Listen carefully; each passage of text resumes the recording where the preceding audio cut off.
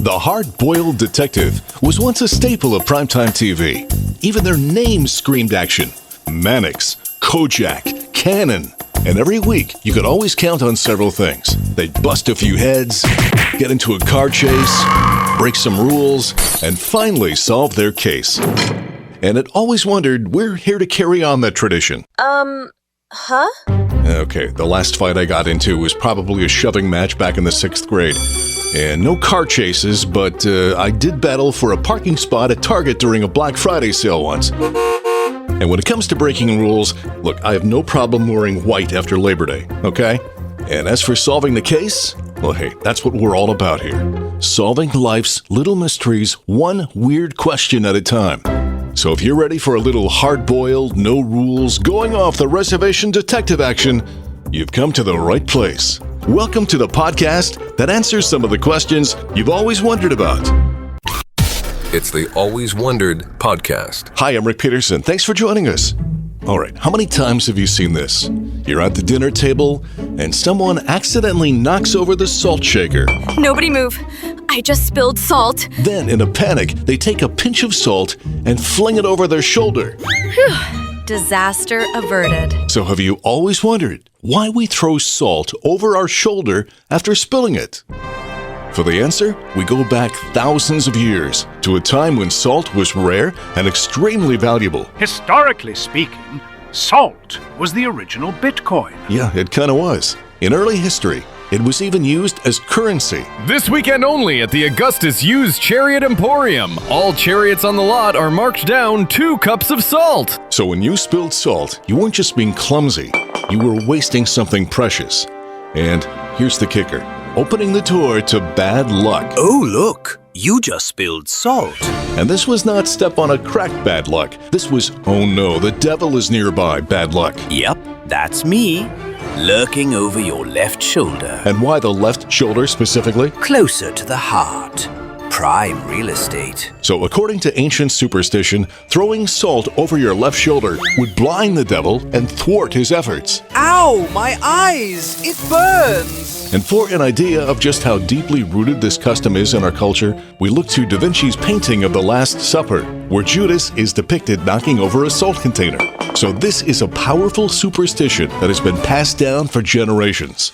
Now you'd think after all these years, maybe there'd be an acceptable alternative to throwing salt. Like, I don't know, a sodium substitute? Only thwarts cholesterol. Hand sanitizer? Kills germs, not evil. Pepper spray? That's a workplace violation. HR would have to get involved. Guess not. So the next time you spill salt and instinctively toss some over your shoulder, you're not being weird. You're just participating in a thousands-year-old superstition. A classic dinner table battle fought between humans and ancient demons. And the weapon of choice? Meet my mealtime condiment. No! On guard. Oh! It's the Always Wondered podcast. Once upon a time, a child was eaten by a wolf. Another kid was shoved into an oven. And several stepsisters mutilated their own feet to fit into a shoe. Good night, kids. Sweet dreams.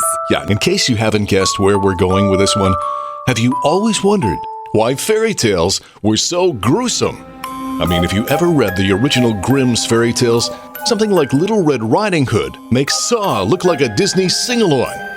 Well, for the answer, let's go back to the beginning.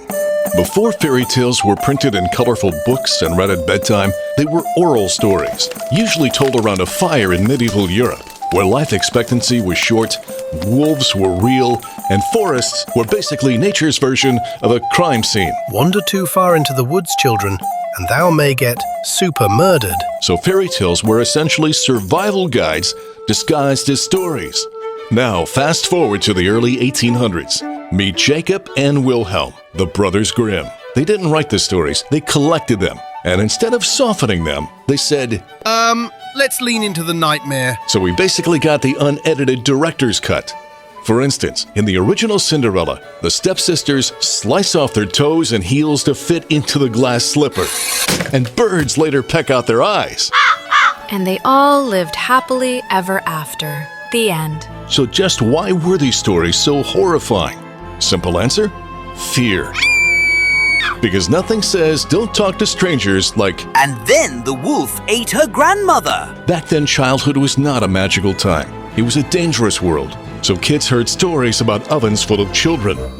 But things changed in the 20th century. Walt Disney showed up with a giant eraser. Okay, what if we remove the cannibalism, the mutilation, the child murder, and add a musical number? Suddenly the stories became softer, safer, and with much better merch. But underneath all that glitter, still the same cautionary tales. Because fairy tales weren't originally meant to lull children to sleep, they were meant to keep people alive. So, if you're ever in the woods and a kindly old lady invites you into a gingerbread house, maybe keep walking. They Always Wondered podcast. Did you ever meet someone who immediately tells you everything they're feeling? No warm-up, no small talk, just, Hi, I'm Greg. I'm emotionally fragile, and my houseplants judge me. yep, Greg wears his heart on his sleeve. So have you always wondered where the phrase, wear your heart on your sleeve, actually comes from? I mean, it sounds like an organ transplant gone horribly wrong. Well, Mr. Thompson, there were a few complications during surgery, but everything is now fine. There's a beating heart attached to my arm. Yes, but look on the bright side. You no longer have to wear a smartwatch to check your pulse.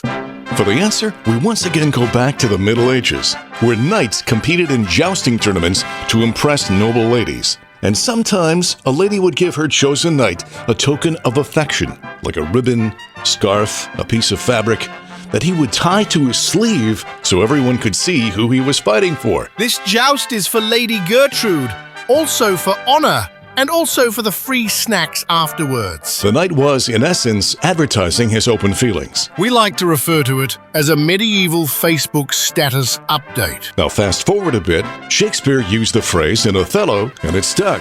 And gradually over time, wear your heart on your sleeve came to mean someone who shows their emotions openly. And today it describes people who cry during commercials, apologize to furniture they bump into, I'm sorry. saying I'm fine when clearly not being fine. No, really, I'm fine. So whenever someone says you wear your heart on your sleeve, remember, you're basically a medieval knight showing true feelings.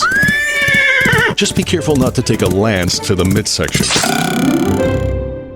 They Always Wondered podcast. So that brings another episode of Always Wondered to a close. Quick reminder, new episodes arrive every Friday. In between times, you can find fun little videos of some of our topics on TikTok, Instagram, and YouTube. Links are up on facebook.com/alwayswondered. And if you haven't subscribed yet to the podcast, please do so. Otherwise, we may have no choice but to subject you to this jingle. Hit subscribe now, so easy to do. Episodes then come right to you. All right, as always, we leave you with one to ponder. Have you always wondered, why do you get on a bus but in a car? I don't know, it's kind of weird. Until next time, stay curious and keep wondering. I'm Rick Peterson. Thanks for listening. The Always Wondered podcast. If you like what you hear, please subscribe, leave a 5-star rating, and a review. Listen on Apple Podcasts, Spotify, or wherever you get your podcasts. Feel free to offer suggestions for future topics or simply reach out to alwayswonderedpodcast@gmail.com.